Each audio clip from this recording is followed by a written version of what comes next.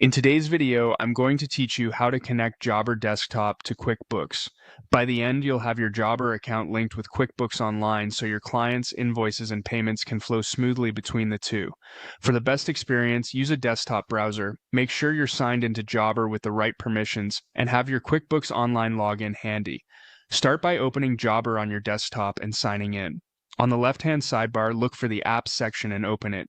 This takes you to Jobber's marketplace where all available integrations live.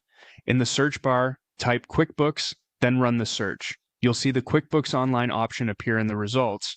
Go ahead and open that integration page. Here you'll find an overview of what syncs and how the connection works. When you're ready, click Connect to QuickBooks. A secure Intuit sign-in window will open. Choose how you want to sign in, either with your email or user ID, or by using your phone number, then continue through the prompts.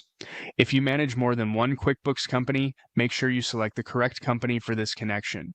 You'll be asked to allow Jobber to access your QuickBooks data so it can sync items like customers and invoices.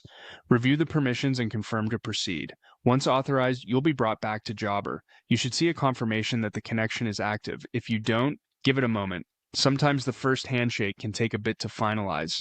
A quick tip, if the Intuit sign-in window didn't appear, check your browser's pop-up blocker and try again. Also, staying signed into both Jobber and QuickBooks in the same browser helps avoid timeouts during setup. That's it.